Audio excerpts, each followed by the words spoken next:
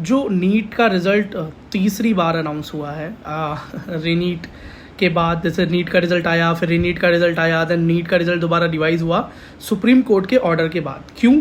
क्योंकि जो विपक्ष के वकील हैं, जो एनटीए के अगेंस्ट हैं, उन्होंने डिमांड की कि हमें centre wise, state wise, centre wise result चाहिए, ताकि हम भी अपना एनालिसिस कर सकें कि गड़बड़ हुई है तो हुई कहाँ पर है, और एबनॉर्मेलिटी अगर रिजल्ट के अंदर है तो वो कहाँ पर है, वो चेक करना चाहते थे।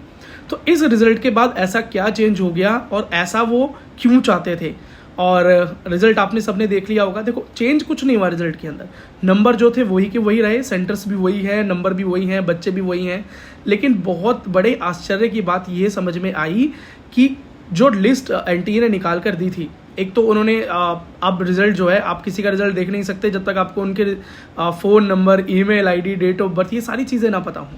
पहले तो आप application number, date of birth से या नॉर्मल आप रिजल्ट चेक कर सकते थे, लेकिन अब आप रिजल्ट चेक नहीं कर सकते। दूसरी चीज़ जो चेक की गई वो क्या थी, वो ये थी कि टॉपर्स की लिस्ट तो एनटीए ने निकाल कर दे दी थी कि टोटल टॉपर्स कितने हैं, लेकिन कितने जो टॉपर्स हैं उसके अंदर 600 प्लस कितने नंबर हैं, 650 प्लस कितने नंबर हैं, जो टॉपर्स की लिस्ट में नहीं है, वो कितने बच्चे किस सेंटर से, किस सिटी से आए हैं, ये जानना, मतलब ये ट्रांसपेरेंसी थी नहीं। सुप्रीम कोर्ट के इस ऑर्डर के बाद जो रिजल्ट अनाउंस हुआ, और पहले तो उस रिजल्ट का बहुत ज़्यादा विरोध एनटीए ने किया, और उनका ये, अब वो क्यों छुपाना चाहते थे पता नहीं, पर उन्होंने इसके पीछे रीज़न ये दिया था कि अगर हम ये रिजल्ट इस तरह से अनाउंस करेंगे तो कोचिंग सेंटर वाले या कोचिंग इंस्टीट्यूट्स वगैरह इस डेटा को कैप्चर कर लेंगे, और बच्चों की प्राइवेसी जो है वो कॉम्प्रोमाइज़ हो सकती है। तो सुप्रीम कोर्ट ने कहा कि बच्चों के नाम और उनके रोल नंबर को मास्क कर दिया जाए, ताकि उनकी पर्सनल आइडेंटिटी जो है वो ना निकल पाए। लेकिन हाँ, सिटी और सेंटर वाइज रिजल्ट तो देना ही होगा, क्योंकि प्रतिपक्ष ने, मतलब विपक्ष ने ये डिमांड की थी। उसके बाद हरियाणा के झज्जर स्ट्रीट का जो Hardayal public school, old Najafgarh road, Bahadurgarh, यही सेंटर का नाम है, सेंटर नंबर 230701, और इसी सेंटर से 6 ऑल इंडिया रैंक 1, मतलब 6 बच्चे 720 और 2 बच्चे रैंक लेकर आए थे जो 718 719 वाले थे। और आपको ये जानकर हैरानी होगी कि रीनीट जब हुआ उसके बाद यहाँ से एक भी टॉपर निकल के नहीं आया। मतलब वो बच्चे जो 720 से 720 लाए हुए थे, 718 719 लाए थे, जिन्हें ग्रेस मार्क्स भी दिया गया कुछ बच्चों को उसके अंदर से, और वो बताया नहीं गया। जब ये बात छिड़ी तब ये बात बताई गई कि ग्रेस मार्क्स दिए गए हैं, है ना, और उसके बाद काफ़ी हंगामा हुआ। नहीं तो ग्रेस मार्क्स की बात भी एनटी ने बताई नहीं। और इस सेंटर के ऊपर इतने सारे टॉपर्स थे, लेकिन रीनीट के बाद इस सेंटर के जो बच्चे थे, ग्रेस मार्क्स वाले बच्चे जब आगे गए तो एक भी टॉपर निकल कर नहीं आया। मैक्सिमम मार्क्स जो बच्चे ला पाया है वो सिर्फ 682 है, वो भी सिर्फ और सिर्फ एक बच्चा लाया है। अगर इससे पीछे देखें तो कोई 680 670 वाला है, नहीं, 650 नंबर भी बच्चों के नहीं आए हैं। तो क्या वो बच्चे 620 नंबर रिजर्व करते थे ग्रेस मार्क्स के बाद भी, या कोई और गड़बड़ है जो कि चल रही थी? इसके अलावा भी जो अदर स्टेट्स हैं, जैसे जम्मू एंड कश्मीर है, तो उस सेंटर, वहाँ पर जो रिजल्ट आया है वो पहले ही काफ़ी शॉकिंग था। मतलब कट ऑफ काफ़ी हाई जा रही थी, रैंकर्स भी थे इस बार, लेकिन ये पता लगाना मुश्किल था कि 650 प्लस कितने बच्चों के हैं। टॉपर्स के अंदर तो पता चल रहा था कि 680 690 720 700 प्लस ये कितने बच्चों के हैं, लेकिन 650 के ऊपर कितने बच्चे हैं, क्योंकि वो भी तो government exams, government medical college की सीट लेंगे, तो वो बच्चे पता नहीं लग पा रहे थे। लेकिन वो स्टेट वाइज पता चल गए, जिसकी वजह से ये पता चला कि अब वहाँ का कट ऑफ जो है, जो कि 640, जो कि वैसे ही बहुत ज़्यादा हाई था ओएम के लिए, जिसको ओपन कैटेगरी बोलते हैं, अब वो बढ़कर 650 प्लस चला गया है। अब ये हाल जम्मू कश्मीर का नहीं, ये हाल अदर और भी स्टेट्स का है, जैसे उत्तर प्रदेश। लेकिन उत्तर प्रदेश के अंदर कुछ नए मेडिकल कॉलेज आने की वजह से शायद वो चीज़ मास्क हो जाए, लेकिन है वहाँ भी ये मुश्किल।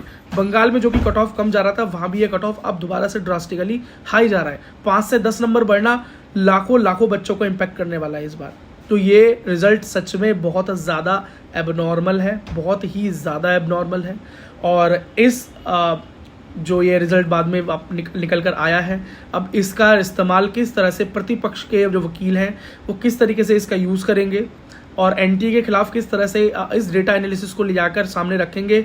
और जो ये गलतियां हुई हैं, मैं ये नहीं चाहता कि किन्हीं बच्चों, सच में मेहनत करके बच्चे टॉप कर आए हैं, उनका नुकसान नहीं होना चाहिए, लेकिन जो बच्चे गलत तरीके से इस लिस्ट के अंदर आ गए हैं, जिसकी वजह से कट ऑफ बढ़ा है, ये बच्चे ज़रूर बाहर होने चाहिए। अब सुप्रीम कोर्ट इसका क्या तरीका निकाल कर लाता है, प्रतिपक्ष के वकील क्या तरीका निकाल के लाते हैं, तो कोई ना कोई ज़रूर एक तरीका ढूंढना चाहिए, क्योंकि गड़बड़ तो है। और वो खाली पेपर लीक की वजह से नहीं है, खाली सेंटर्स पर ग्रेस मार्क्स की वजह से नहीं है, और भी अदर फैक्टर्स हैं जो यहाँ पर काम कर रहे हैं। मतलब ये बात कुछ ऑफिशियल लोग ज़रूर हैं या प्राइवेट लोग ज़रूर हैं जो बच्चों को हेल्प करी है, जिन्होंने बच्चों का रिजल्ट बढ़ाने में या OMR भरने में या किसी भी तरीके से कुछ ना कुछ गड़बड़ कई लेवल्स पर कई जगह पर हुई है, जिसकी वजह से ये एबनॉर्मलिटी आई है। नहीं तो 1 साल के अंदर इतनी एबनॉर्मलिटी नहीं आएगी।